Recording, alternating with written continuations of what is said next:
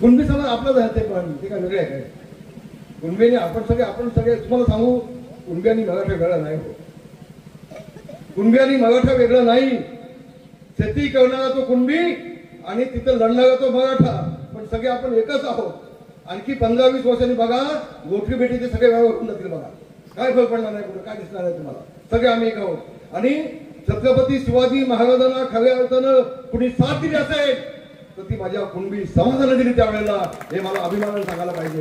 होय बंगानो, मी ज्यावेळेला विदर्भामध्ये जातो, मराठवाड्यामध्ये जातो, त्यावेळेला छत्रपती शिवाजी महाराजांचं जे तेलचित्र आहे त्या खाली काय लिहिलं असतं? कुणबी भूषण छत्रपती शिवाजी महाराज. ते छत्रपतींचं ते मोठं तेलचित्र आहे ना राज्याभिषेकचं, त्याच्या खाली कुणबी भूषण छत्रपती शिवाजी महाराज.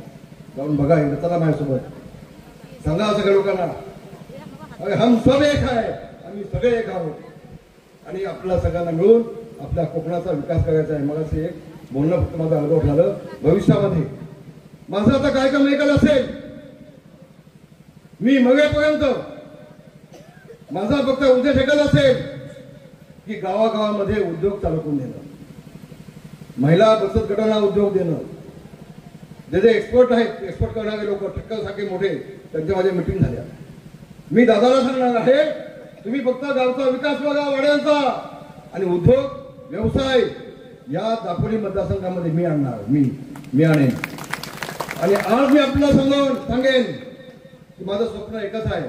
आज प्रत्येक गावामध्ये 50% दरवाजे बंद आहेत, प्रत्येक वाडीमध्ये 50% घरं बंद आहेत. असे उद्योग आणेन की मुंबईत, ठाण्यात, पुण्यात गेलेली मुलं पुन्हा आपल्या गावात येतील आणि सगळे गावचे दरवाजे उघडण्याशिवाय राहणार नाही. एवढंच काम मी आता बघे पण करणार आहे, एवढंच काम बघे पण करणार आहे. माझं स्वप्न आहे एकनाथ शिंदेसारखा मुख्यमंत्री पुन्हा आपल्याला पाहायला मिळाला पाहिजे. पुन्हा मुख्यमंत्री एकनाथ शिंदे आले पाहिजे.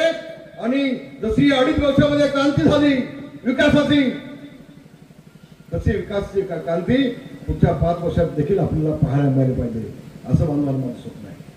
माझं स्वप्न आहे. एबीपी माझा, उघडा डोळे बघा नीट.